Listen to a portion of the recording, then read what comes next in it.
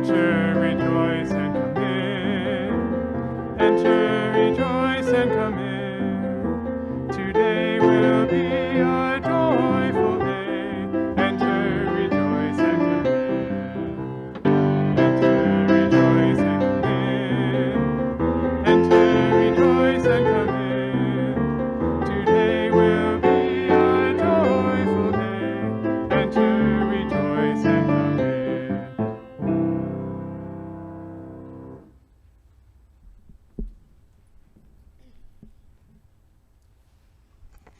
Enter, rejoice, and come in. Enter, rejoice, and log in. We're so glad to have all of you here this Thanksgiving weekend. We come together by the light of our chalice flame. Please join me in our words for lighting the chalice. And if you are joining us from home and you have a candle or a chalice, we invite you to light it as well. We light this flame as a symbol of new life, enlightening our way, as a symbol of the warmth in every human heart. Let the lighting of this flame rekindle in us the inner light of hope, of peace, of love.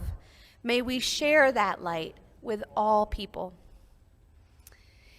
And on this morning, we also will place the first candle in the menorah for Hanukkah, but since it begins tonight at sundown, we will not light it yet. We also light the first candle of Advent today, celebrating the period of waiting before Christmas.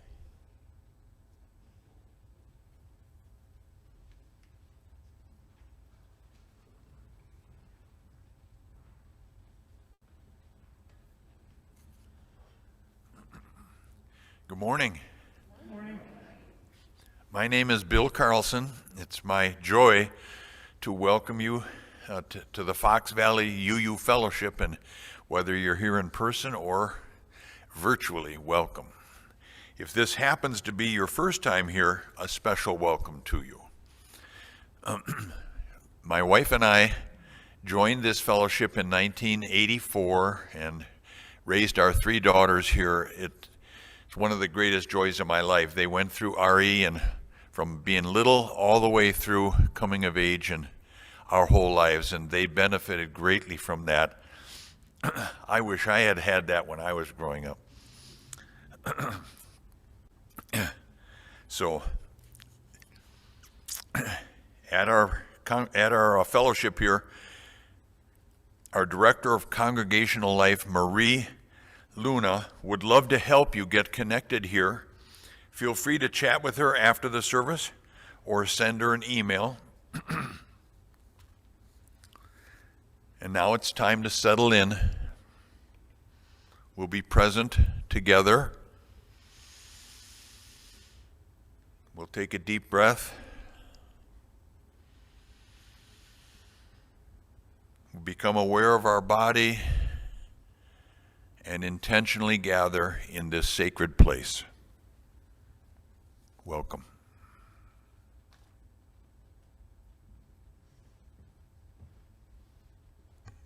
Thank you so much, Bill. We are gathered together now in this space and online, and we want to take a moment to greet each other. So if you're joining us by Zoom, I invite you to turn your camera on, because in a moment we will show you on our screen here in the sanctuary, and we want to be able to wave to you. And if you are here in this room, you can generally turn toward the center and wave wildly at the people at home so they can see you. They can see you. Wave, come on. There we go. Yay! They normally can only see me, but right now they can see you. And now, Jonathan, can we see who's at home? Is anybody joining us? Yay! Hi, everybody at home. We're so glad to see you.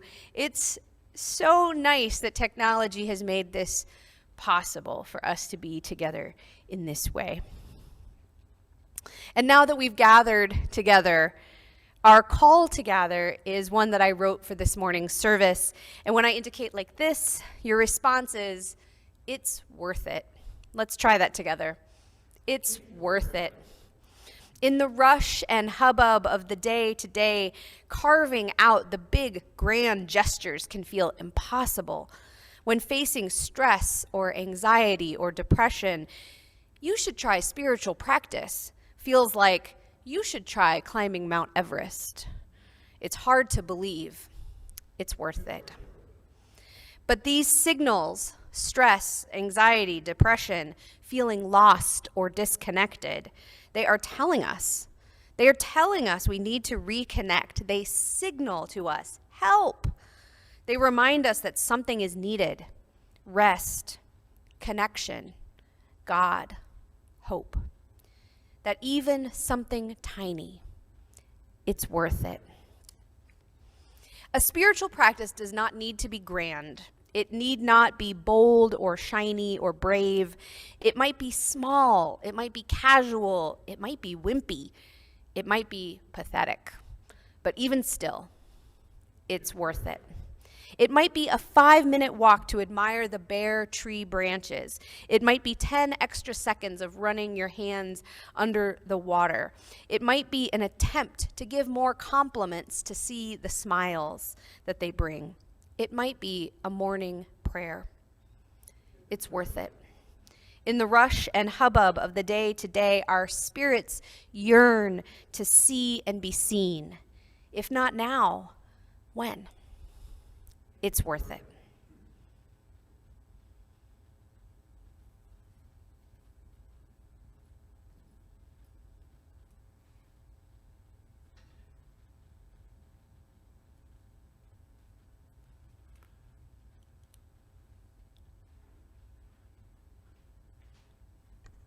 We as Unitarian Universalists strive to encourage a spiritual stance of abundance, rejecting a scarcity mindset. We take this time each week as a moment of practice, of taking stock of what we have, cultivating peace when we need to ask for support, and giving with joy whatever we are able to offer. For those of you who would appreciate some support, we are here to help. Please don't hesitate to reach out to Reverend Christina or Minister Ali if you are in need of financial or emotional support. It is a joy for us to be able to offer help on behalf of this beloved community. And if you are one who is feeling stable and able to give, we ask that you do so in that spirit of abundance. There are many ways to give to the fellowship. You can give of your time and talent, and we especially need financial resources to allow our ministries to thrive for the months and years to come. You can come up to one of our offering baskets if you are here in the sanctuary, which our ushers are holding near the back of the sanctuary. You can raise your hand if you want the usher to come to you, or anyone can donate online or via our text to function on a smartphone. Thank you. Your gifts are deeply appreciated.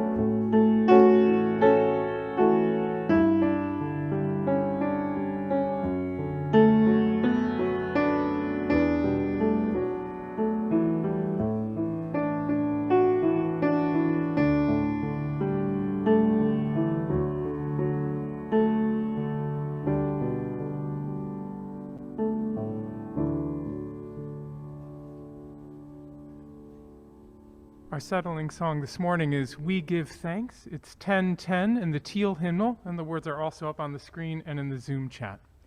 We'll sing it through twice. Oh, we give thanks for this precious day, for all gathered here, and those far away.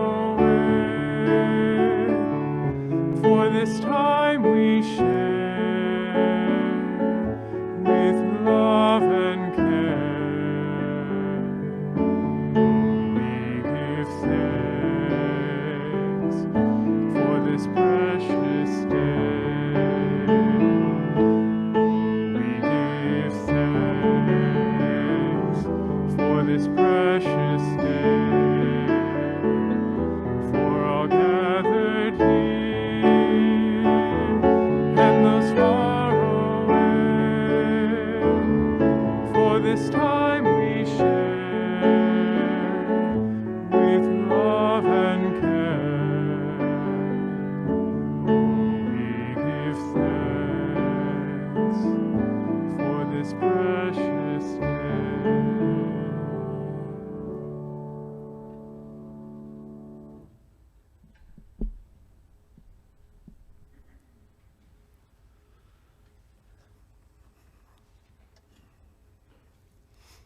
Our opening reading comes to us from the great 19th century Unitarian minister, William Ellery Channing, who writes, "In the morning there is much to feed the spirit of devotion. It offers an abundance of thoughts friendly to pious feeling. When we look on creation, what a happy and touching change do we witness. A few hours past, the earth was wrapped in gloom and silence. There seemed a pause in nature. But now, a new flood of light has broken forth, and creation rises before us in fresher and brighter hues, and seems to rejoice as if it had just received birth from its author. The sun never sheds more cheerful beams and never proclaims more loudly God's glory and goodness than when he returns after coldness and dampness of night and awakens man and inferior animals to the various purposes of their being. A spirit of joy seems breathed over the earth and the sky. It requires little effort of imagination to read delight in the kindled clouds or in the fields bright with dew. This is the time when we can feel and bless the power which said, 'Let there be light,' which set a tabernacle of the sun in the heavens and made him the dispenser of fruitfulness and enjoyment through all the regions."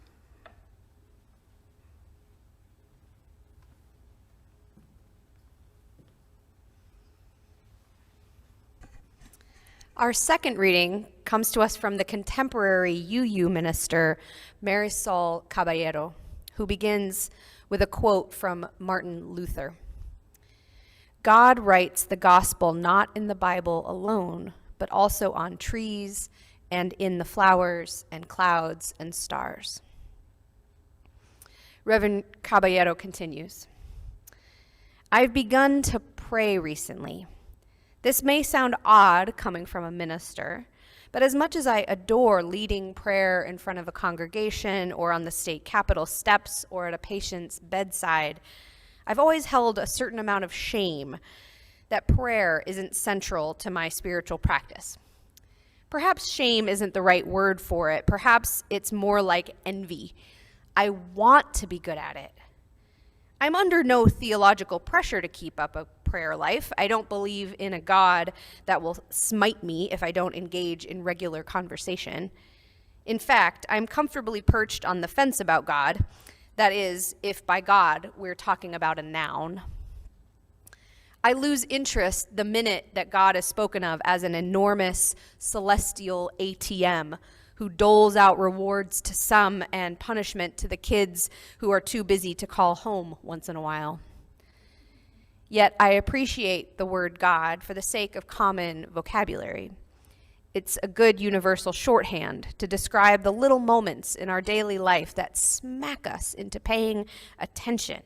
Hey, this right here, this moment, joined with all other such tiny moments, is why you're alive.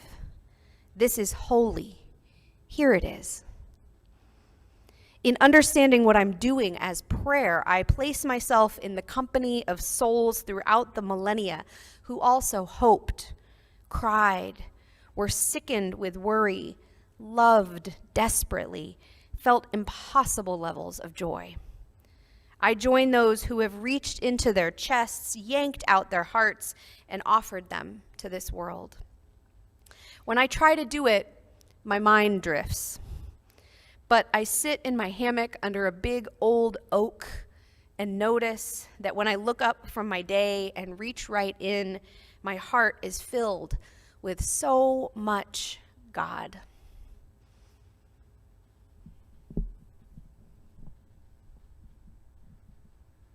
Please join me in singing the hymn, "'Tis a Gift to Be Simple." It's number 16 in the gray hymnal. The lyrics are also up on the screen there and in the Zoom chat. We'll sing it through twice.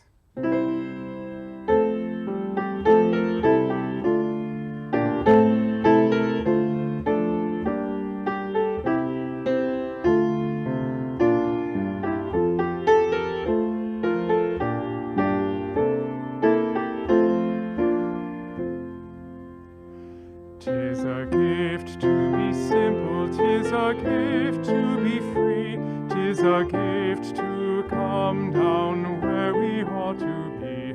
And when we find ourselves in the place just right, 'twill be in the valley of love and delight. When true simplicity is gained, to bow and to bend, we shan't be ashamed. To turn will be our delight, till by turning we come round right. 'Tis a gift to be simple, 'tis a gift to be free, 'tis a gift to come down where we ought to be.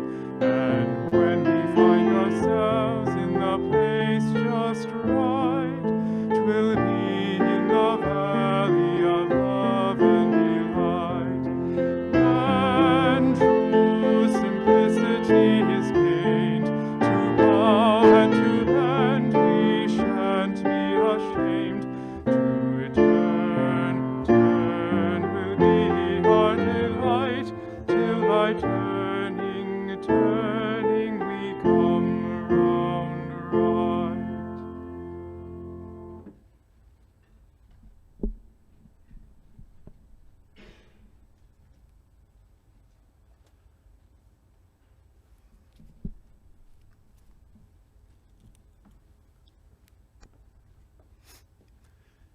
My journey to becoming a Unitarian Universalist started when I was moving from Milwaukee to the Fox Valley for a new job, and I was apartment hunting on a very cold Sunday in November, colder than this one. I knew that I wanted to find a spiritual home as well as an apartment, so I did a little homework on where the UUs lived in the area. In between looking at apartments, I stopped in for a service at the fellowship. The service was held at the old Superior Street location at the time. And like many of you, I fell in love. I formally joined the fellowship a few weeks later.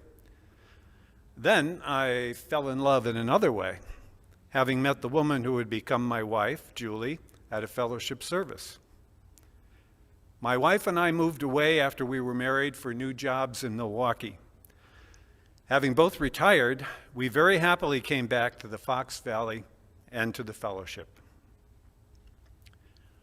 One of the reasons I love being a Unitarian Universalist is our freedom as a non-creedal church to pursue our individual and group free and responsible search for meaning. My own personal search experience has led me to embrace humanism as my life philosophy. The American Humanist Association has defined human as, quote, a progressive philosophy of life that, without theism or other supernatural belief, affirms our ability and responsibility to lead ethical lives of personal fulfillment that aspire to the greater good, end quote. From time to time over the coming weeks, our worship services, like today's, will focus on the topic of spiritual practices. Spiritual is one of what I like to think of as Rorschach words. These are words that, like the famous inkblot psychological test, have many possible meanings and tend to reveal a lot about a person's subjective experience and perspective. Spiritual certainly is a word associated with traditional belief in God and the supernatural. So what does a humanist, at least this humanist, who does not hold to such a worldview, do with such a word and a concept? One option is outright rejection. That's not a very creative option, and it creates a significant gap in any humanist vocabulary. I have found a helpful perspective on the word spiritual in a book written by Robert C. Solomon entitled Spirituality for the Skeptic. Dr. Solomon subtitled his book, quote, "The Thoughtful Love of Life," end quote, which phrase he went on to promote as his definition of spiritual throughout the rest of this work. One of the passages in the book that I found particularly insightful is this: spirituality, at least, is not primarily a matter of beliefs, although it certainly involves beliefs. It is rather a way, a great way, or a great many ways of experiencing the world, of interacting with other people in the world. It involves a set of practices and rituals, not necessarily prayer or church services or meditation or prescribed rituals of purification, but any number of ways, whether individual or collective, of thinking, looking, talking, feeling, moving, and acting. So the term spiritual does not necessarily have to exclusively tie into a worldview that includes a god, gods, or the supernatural. Spiritual can also mean the great many ways of experiencing the world, of living, of interacting with other people in the world. In other words, paying thoughtful attention to the deepest dimensions and experiences of life.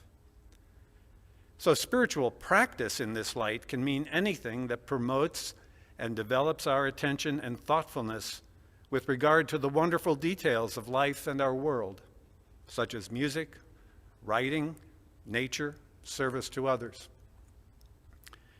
In an article on Beyond Belief, a website of All Souls Church, UU Church in Tulsa, Oklahoma, a fellow UU, Earl Goodman Jr., lists his spiritual practices as a humanist as his involvement in the civil rights movement, music, primarily jazz, work, volunteer activities, group activities, and he says what he means by that is line dancing and Friday lunch at Maxwell's. He concludes by noting, quote, "But the most spiritual humanistic activities of all are lots of personal interactions that I hope make people happy to be around me." My list of such spiritual practices would include walks in nature with my wife, watching movies with her, cooking, taking care of and playing with our cats, helping out with the Hope Fridge in Nina, reading philosophy, making lunch and playing with our grandson during his weekly visits. I'm hoping, along with Earl, that these things make people happy to be around me. If these things are done with thoughtful love, they are spiritual practices. I wonder, what are yours?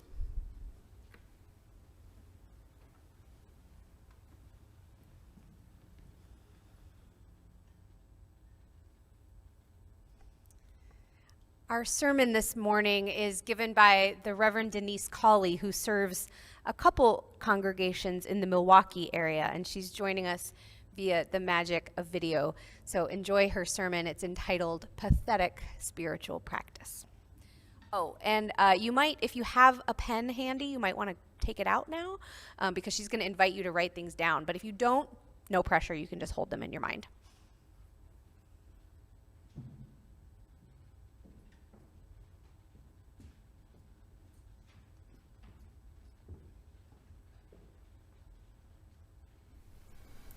When my son was born, many people visited and were often full of advice. And while much of the advice was kind and helpful, one person who came to visit was an old professor of mine who gave me a lesson I never forgot. Her story is one I have told over and over and certainly built upon over the years. I'd long been done with college, and she and I had become friends and colleagues over the years. During her visit, we walked around the house, And I showed her the quilts and the clothes and the decor that I had made for my baby.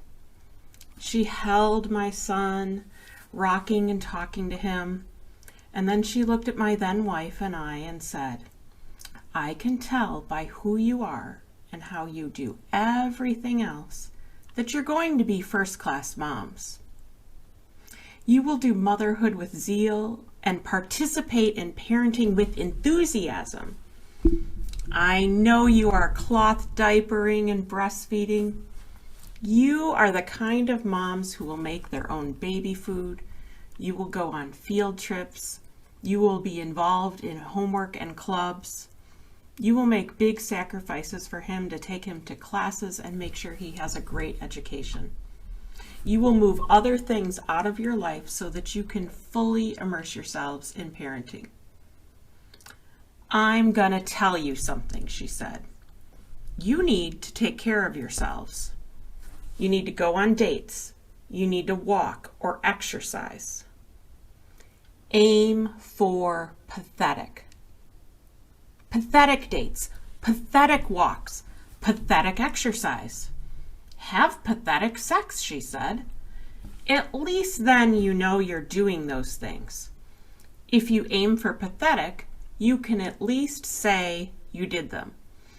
If all you have to achieve is pathetic, it makes approaching the things you do for yourself a lot easier. You might achieve more than pathetic. You might not. If your goal is pathetic, you will accomplish it. If you aim to do everything in life with the same triumphant manner that you approach parenting, you might not do it at all. Aim for pathetic." I was stunned by this conversation. I couldn't believe that the best I could hope for was pathetic. I really didn't understand then how many years parenting would be all-consuming. I didn't know then that my family would have many, many stresses that would come along in the next decades. Along the way, I figured out that my old professor was right. I needed to do the things I wanted to do, but pathetically. Over the years, I'd tried to keep up various spiritual practices. I'd tried walking and meditating, praying, writing, journaling, swimming, doing yoga, Tai Chi, exercise, jazzercise, sewing, quilting, learning to knit, and probably 20 other things I can't even recall.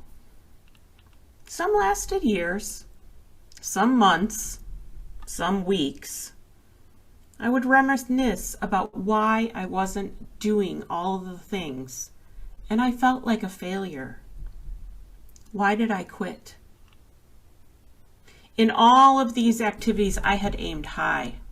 I had tried doing actions that took 2 or more hours at a time, multiple times a week. I often loathed myself for not keeping up with lap swimming or sewing. I missed yoga, and quilting is a love. Why couldn't I keep doing them, I wondered. With parenting and working and ministry and all the unexpected things in life, setting aside 6 to 10 hours a week is unreasonable to sustain.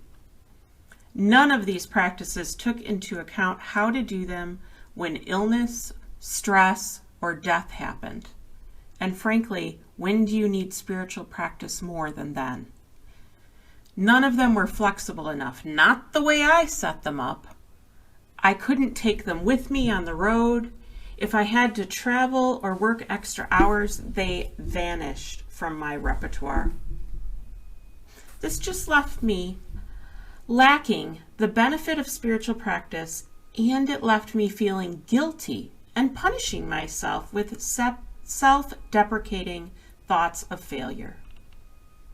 When I started seminary and went into ministry, one of the first lectures I heard was How to Begin a Spiritual Practice by Reverend Dr. Arvid Straube. It was required that every seminarian have a spiritual practice.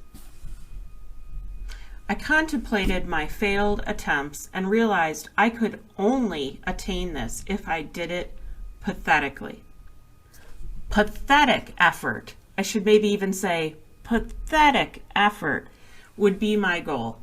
Short intervals with repetition. Now, what is spiritual practice? You might hear that phrase thrown around a lot. Spiritual practice is an activity where your mind can wander, where repetition of sound, movement, prayer, or meditation can allow your mind to wander. The easiest way to think of it is that the activity is such that it can be done without concentration. Then the spiritual practice is one that can be done repeatedly, multiple times a day or week, in order to truly benefit.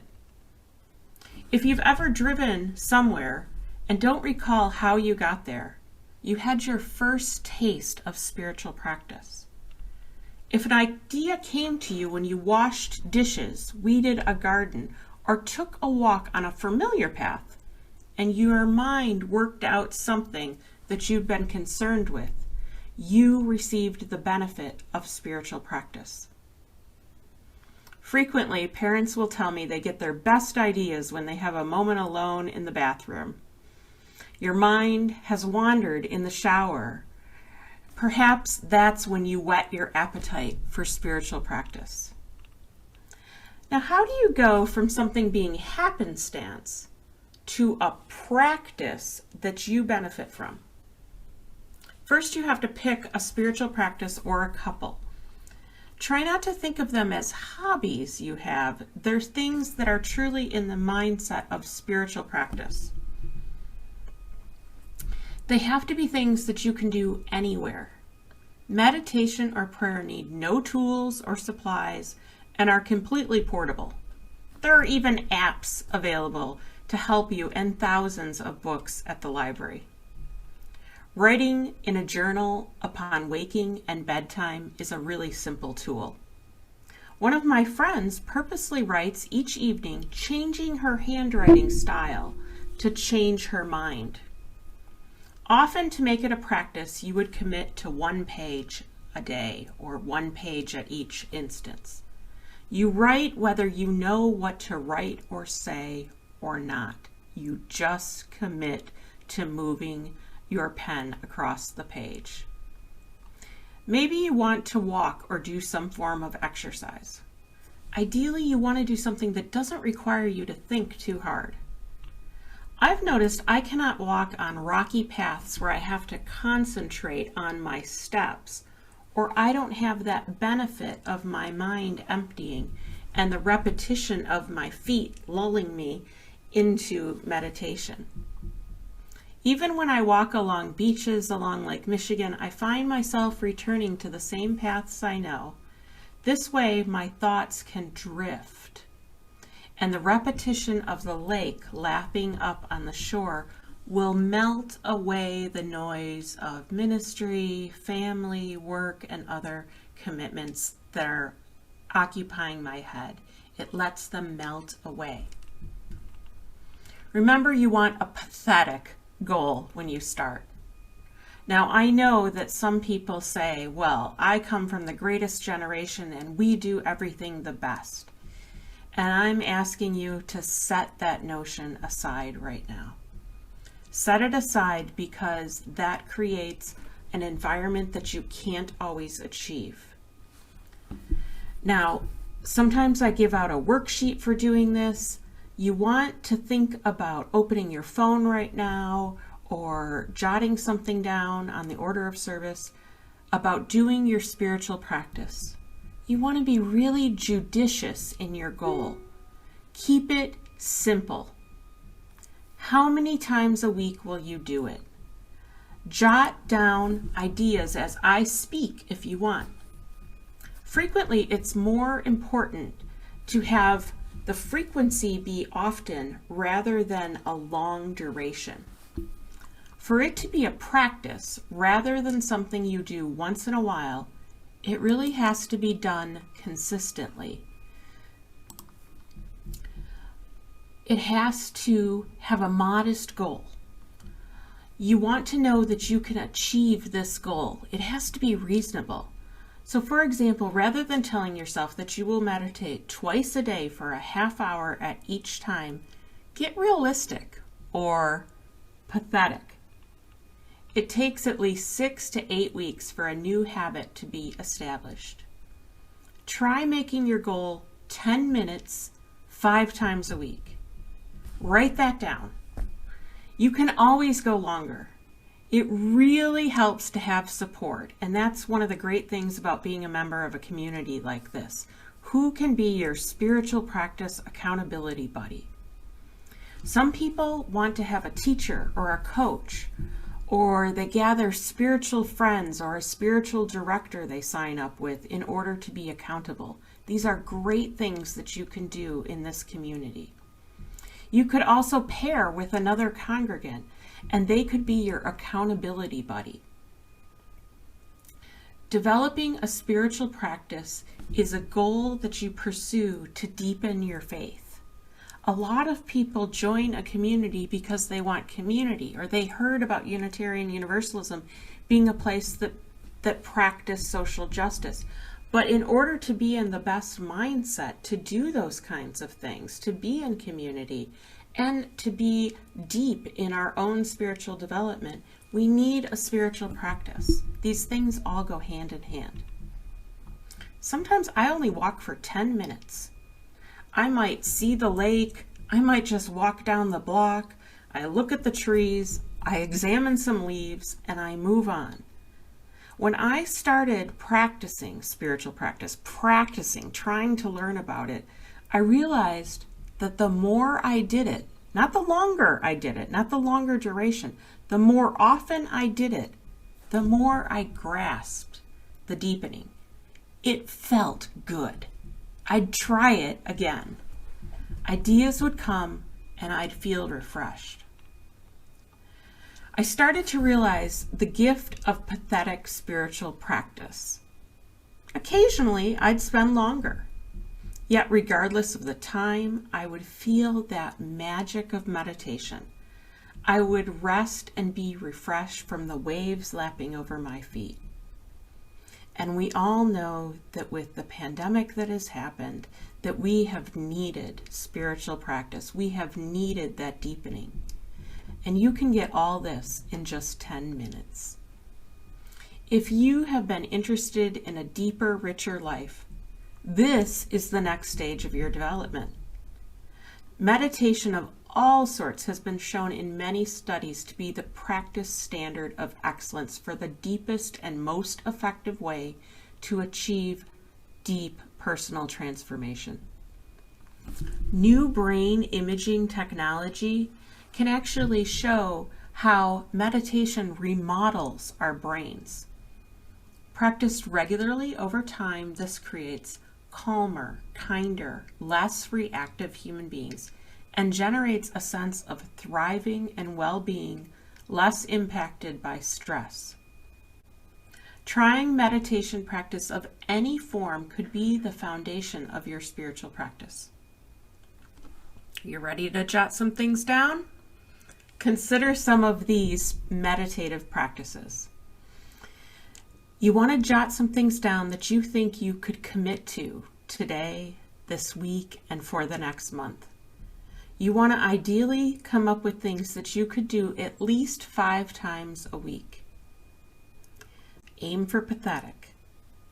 Writing, journaling, art, dance, or music practice. Strength training, weightlifting, meditation, now remember there's a big payoff there, prayer, mindful yoga, sacred song and chanting, sacred dance, mantra practices, knitting or crocheting, embroidery, wood carving, sculpting, drawing, painting, woodworking, yoga, Pilates, cardio training, balanced diet and conscious eating, chopping vegetables, raking, Tai Chi, martial arts, sports, dance, Now that you've jotted one or two practices down, note for yourself how often and how long you could do it for. 5 minutes each morning, 10 minutes each night. Remember, if it helps your spiritual practice, take on a couple of forms. Sometimes you need some things that you can do at home and some things you can do in other parts of your life. Remember, aim for pathetic. When you do your spiritual practice, mark the date and time and duration down. Keep it somewhere where you can see it, inside your bathroom cabinet, on the kitchen counter. Try to make it a habit. Many of you may be in a meeting with me someday, and you might see how I draw during meetings. Often my drawings are very quick. I might draw for 10 minutes at a time. I've learned that by doing that, I can hear and process information better when I'm moving my hands and making marks across the paper. I walk in nature. I take a lot of photos when I walk, and later I draw what I photographed. I often stop and meditate while I'm in nature. I also have a gratitude practice and prayer ritual that I do with my son. When the weather is bitter cold, I might only get outside for a few minutes. I try to even go outside if it's sub-zero weather. It might be a really short practice that day, but I'll snap a few photos and then I go back to my drawings when I'm inside. This keeps me practicing regardless of weather. I've also implemented little tiny spiritual practices that are seasonal.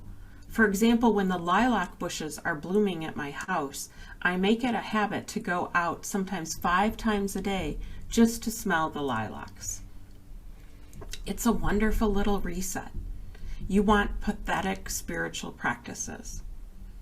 It is important to remember that you cannot really be spiritual by yourself. We crave and need community. That's why it's so important to keep up and be involved in our membership of our different communities, like this fellowship or church. American ideas of accomplishing everything alone is the antithesis of what our spirit craves and sets us up for failure. Human beings are social creatures. To develop human capabilities and potentials connecting with others is imperative. Trying to be spiritual alone skips the checks and balances that practicing in a community can bring. Do you swim in a class? Do you see friends at the Y or the yoga studio? Do they miss you when you are absent? Could you share your spiritual practice check sheet with a friend once a week? Could you put pictures of your spiritual practice or your walks on social media and make a hashtag for yourself to help you continue practicing? It is also difficult to sustain a practice without support.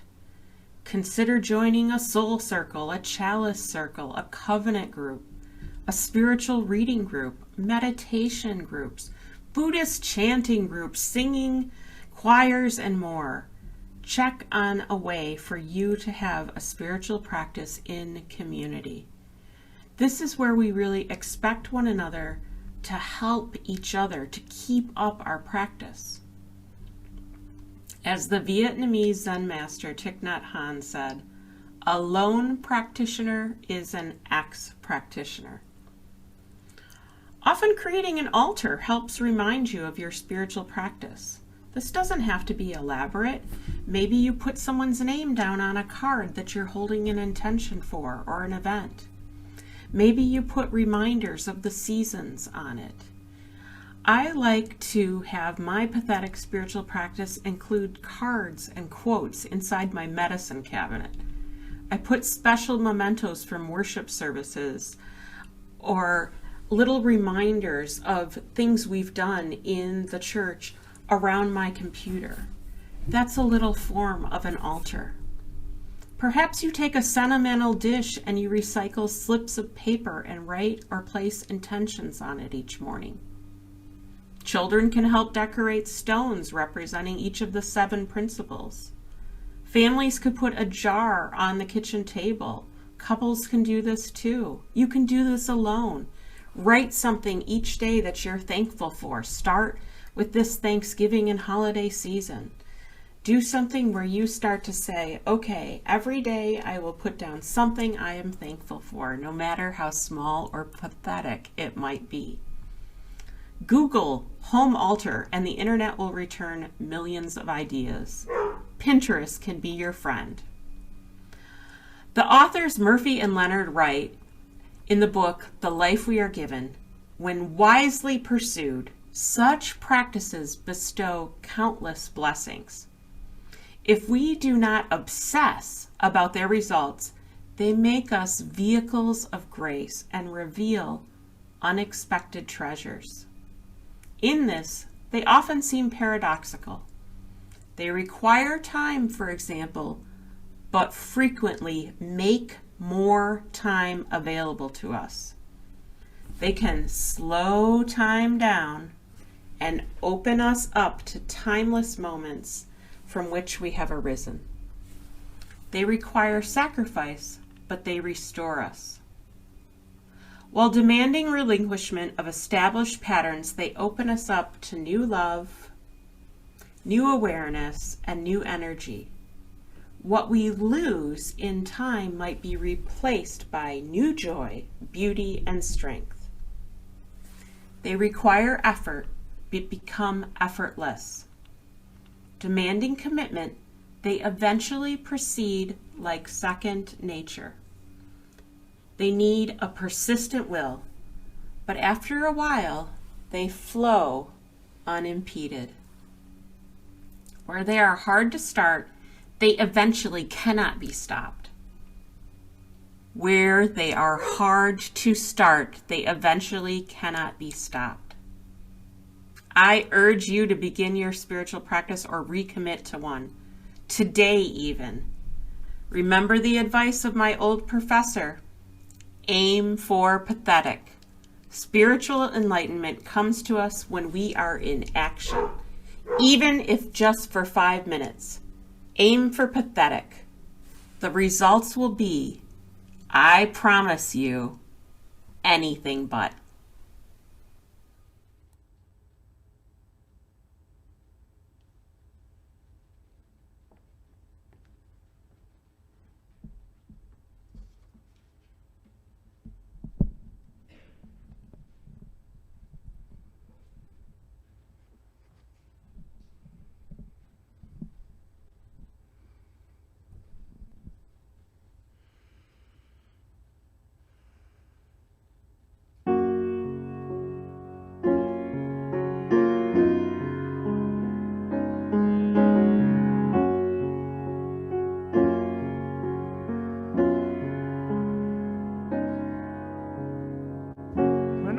Outside at night and look up and the stars are bright. Sometimes I lay on the ground and imagine that the sky is down. And if the earth should then let go, I'd fall into the stars below. I'd fall into the stars below.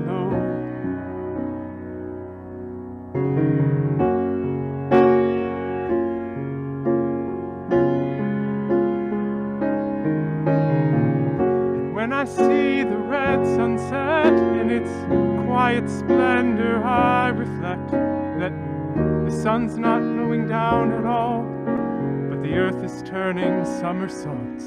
And through a sunlit sea it trails, and we are on that great big whale. We're riding on that great big whale.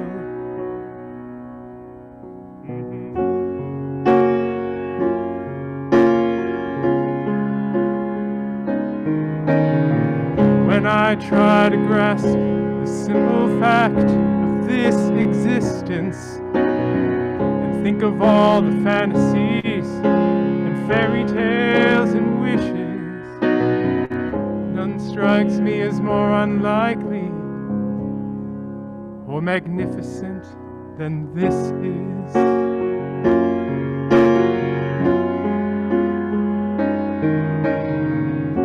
hands and faces seen up close, galaxies through telescopes, crimson hillsides in the fall, and more astounding than them all are pondering minds with eyes that see.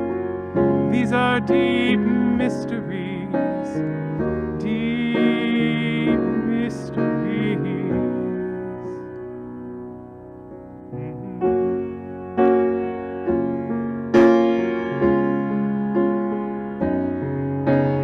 When I try to grasp the simple fact of this existence, and think of all the fantasies and fairy tales and wishes, none strike me as more unlikely or magnificent than this is.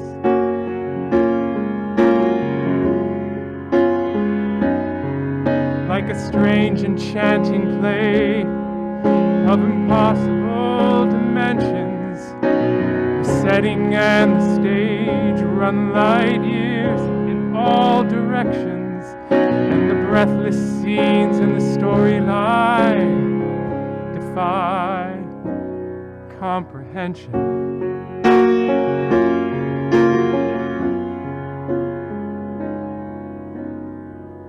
When I think of all the roles in this production, all I know is I'm in the cast, but could it be I'm also in a front row seat? To sit in my amazement gazing, to ooh and ah and sigh and say, my, what a wonderful play. My, my, my,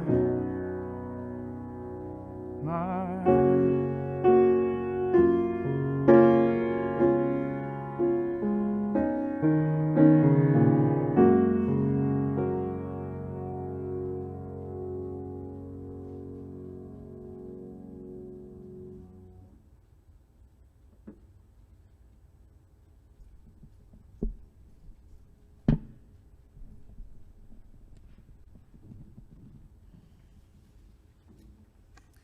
Thank you so much, Steve. That song is written by the UU singer-songwriter Peter Mayer, who also wrote Blue Boat Home, which I know many of us love. If you're looking for a musical spiritual practice, I recommend Peter Mayer to you.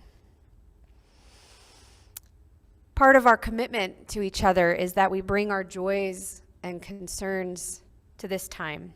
It's our sincere hope that we can be a resource to each of you in our common quest to celebrate happy moments, to seek healing and wholeness on this complex journey of life.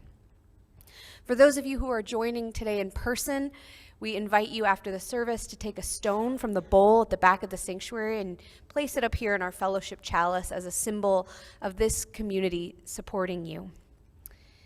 Or you can join a member of our care team who will offer a listening presence. If you're attending virtually, we invite you to share whatever joy, concern, prayer request, or intention might be on your heart in the chat box. We will place a stone in our chalice now for those of you who are joining us online. For care and connection during the week, please don't ever hesitate to reach out to any of us on staff, particularly to Minister Allie, or contact our office. If you'd like to be included in the email where we share our joys and concerns, you can call or contact anyone in our office or fill out the website form. May the joys and concerns that we share or simply hold in our hearts' silent sanctuaries allow our joys to be amplified and our sorrow comforted and our life journeys witnessed. We turn our attention now to those joys and concerns wider than those in this gathered community. We allow our mind and our heart to reach out in ever-widening circles, like the ripples in water. For each stone that we place in the water, we name a joy or concern in our larger community and our wider world. The first stone is for those joys, concerns, and transitions that are held here in this space among us. As the water ripples out, we add another stone to expand our hearts to the state of Wisconsin. This week, we hold Waukesha and the heartbreaking tragedy that took place at their community Christmas parade last Sunday afternoon. We hold close all of the individuals and families who were impacted, the community that is reeling from that event, and we remind ourselves that for every tragedy, there are hundreds or thousands of people who are there to help. We add another stone for our United States as we wrap up this National Thanksgiving holiday weekend, and we hold the ongoing crisis of missing and murdered Indigenous women in our hearts. As the ripples continue, we add our final stone for the wider world and our recognition of our deep interconnection beyond borders and oceans. This week, we hold our Unitarian partner congregation in Deva, Transylvania, Romania, and our UU partner church in Banai Banai in the Philippines, and we wish them health and happiness as the December holidays approach. We enfold all who are celebrating and all who are suffering in the embrace of our hearts, and we hope that this act of remembering and naming and expanding our hearts allows us to commit ourselves to actions of compassion and justice in service to those circles which are beyond our own. May this moment of silence help to make it so.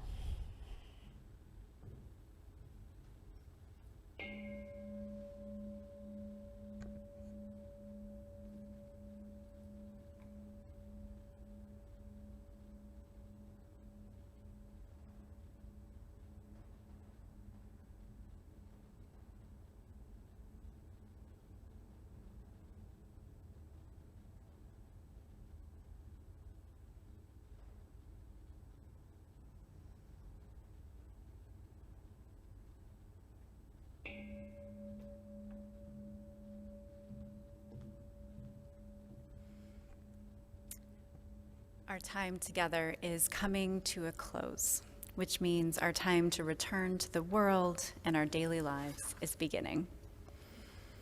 Remember that there are always ways to get connected here, both in person and online, and to live our faith more fully. Be sure to read the weekly scroll emailed newsletter or let us know if you do not receive it. You can also check out the back of your order of service for some highlights of events coming up.